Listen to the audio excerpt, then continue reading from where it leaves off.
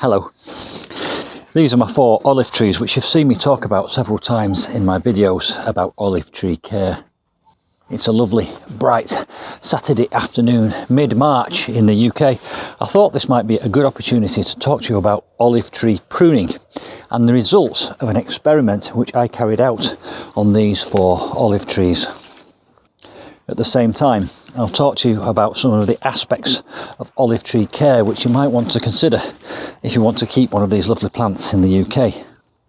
Now, about this time last year in my video olive tree care, you saw me repot these because they were in quite small pots, and I noticed that the leaves had started to show signs of distress. They were going a little bit brown and they were developing brown tips, so I repotted them. At the same time, I examined the root ball to see if I could see any signs of what might be causing them to be distressed, and I discovered that the root balls were quite soggy, which is a big no-no for olive trees, because if you think about where these trees come from, the ground, the earth there is quite arid and rocky and well drained and gritty, so they don't want wet, soggy roots.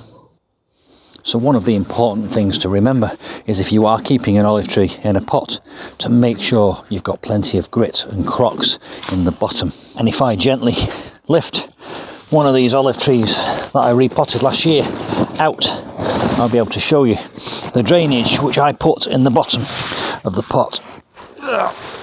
Always use your knees when you're lifting. So you can see in the bottom of here we have grit and crocks. When I say crocks, it's just the remnants of old terracotta pots which have been broken up, and they go over the holes to stop the soil or the compost from clogging the holes up. On top of that, I put some nice grit, so that provides lots of good drainage in the bottom of each 4 pots. Whilst we're looking at these, let's have a look at the root ball. Considering these were only repotted a matter of 12 months ago, you can see the roots have already done incredibly well. It's almost reached the extent of its pot. Let me give you a bit of a close-up. And you can see here some lovely, healthy, fine, fibrous roots, quite evenly distributed around the outside of this root ball. And happily, I can report that this soil is not waterlogged like it was just before I repotted them. And that, of course, is due to all the extra drainage I've added at the bottom of the pot. I think this will probably last another season before it needs repotting. It's not quite completely pot bound just yet. I'll keep an eye on the leaves just to make sure. Let me get it back into its pot.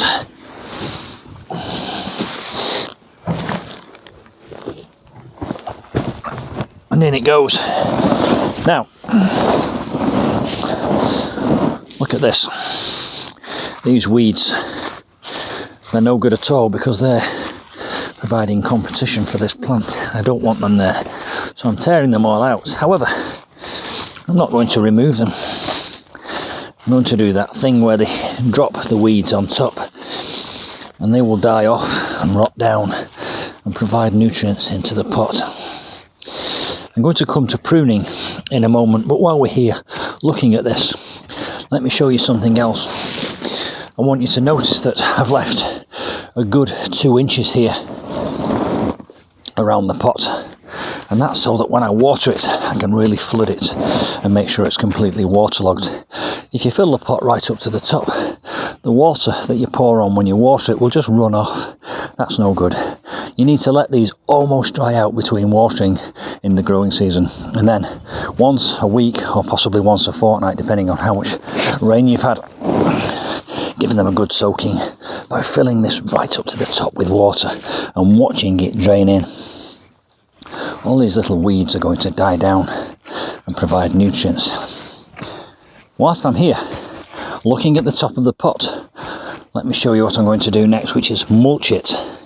In my wheelbarrow here, I've got the raw materials for a good mulch.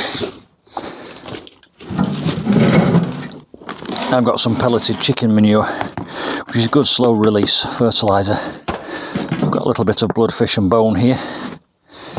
I've also got a little trowel and half a bag of compost. Just to demonstrate the point, there's some nice good quality compost. To that I'm going to add a handful of this pelleted chicken manure, which is quite slow release. You can buy this from most garden shops. It's really quite smelly. You don't need to overdo that because it's very rich. That will easily keep the plant going for at least a couple of months. And then finally, let's add a little bit of this bloodfish and bone. Again, not too much. You don't need to overdo it. The plant will tell you if it needs more food because you'll be able to see it over time in its leaves. For me, with olives, the most important thing is drainage. That's a good top dressed mulch there. Let's go and put it on top of the plant pot. The benefits of mulching this are several-fold. Just make sure these weeds are well and truly dead. I don't want them growing back. This will help suppress weed growth. It will help retain moisture in the soil beneath the plant. And of course, we've got a lovely mix of organic material enriched with pelleted chicken manure and bloodfish and bone. I'm going to do this to all 4 plants. I'm not going to do all 4 plants just yet because I want to show you something at the top of each plant which will involve tipping the pot over, at which point that would all fall out. So we'll just do one for now. Let's move this back over here. So that's the one I've just examined. We've examined the root on this one. We've top dressed it with a mulch enriched with pelleted chicken manure, bloodfish and bone. And as the rain falls on that, it will slowly release the nutrients into the soil and feed the plant up here. Now, last year I pruned 2 of these and I left the other 2 to their own devices. I wanted to see what effect pruning would have on them. So let's compare one that was pruned with one that wasn't. Let's tip them forwards so that we can have a bit of a close-up.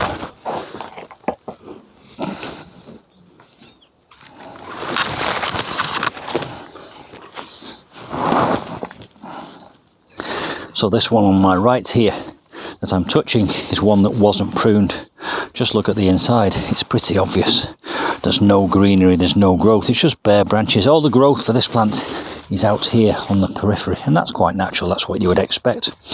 By pruning it back, you promote and stimulate new growth, and you can see exactly what's happened here on this one, which I did prune. Because let's move that one out of the way a little bit and bring this one in. You can see there, look, lots of lovely fresh green growth on the centre. And that was stimulated by cutting the branches, and it started to sprout new growth at each bud. One of the reasons for doing this experiment, pruning 2 and not pruning another 2, was to see whether it had any effect on the yield in terms of fruits. In actual fact, when I think back, it didn't have any effect. I think the reason for that was because the plants, both of them, had plenty of nutrients at the roots anyway. So there wasn't a scarce resource in terms of nutrients, so they both did quite well. Now these olive trees, they flower on 1-year-old growth that's gone through a cold season. So I'll get flowers on the end of these branches and on the end of these branches as here as well. They never flower in the same place twice. I'll probably also get some flower and some blossom on the inside of this one because that's 1-year-old growth now. But the one on the left is going to form a much denser bush than this one. This is becoming a bit straggly, a bit draggled and spindly. I want to bring that back to a more compact habit. So, given the beneficial effects of pruning, which I've been able to clearly demonstrate with my experiment, I'm now going to give all 4 of my olive trees a really radical haircut, ready for spring. And by the end of spring, start of summer, I will expect to see new growth at the centre of these plants. I may not get much blossom, and therefore I may not get much fruit this year, but next year we'll have a much rounder ball. I think the key word with pruning these olives is don't be afraid, be brave, because they're actually quite hardy and quite tough. They will grow back. Some of these olive trees reach 400 years old. They can't be that easy to kill.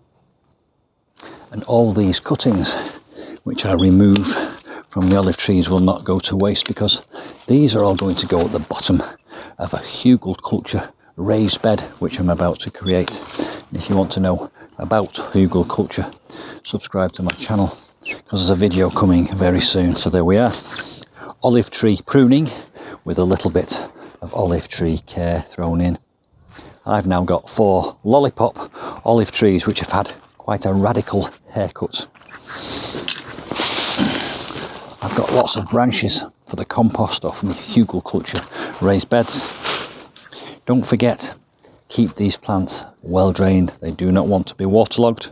They like a sunny position with a gentle breeze. In the winter time, they will survive outside in the UK, but if we are forecast a really cold frost, I would suggest putting some fleece over the top of them just to protect them. But they do need to go through a couple of cold months to produce a fruit. Stop feeding them in the winter time, but do feed them all the way through the growing season with liquid food and top dressing them as I've demonstrated. These have been kept in this little compound at the back of my garage throughout the winter, where it's sheltered from the very strong winds. But soon these will be going out into the main garden and I'll make a feature of them. I hope you've enjoyed that. Please do like and subscribe and share and hit the notifications bell. Also, as I've already mentioned several times in my videos, do comment below, because I do love to hear from you. It's lovely to know that there's people watching. If you've got any comments or questions or observations, what you do with your olive trees, I'd love to hear from you. And I'll see you soon.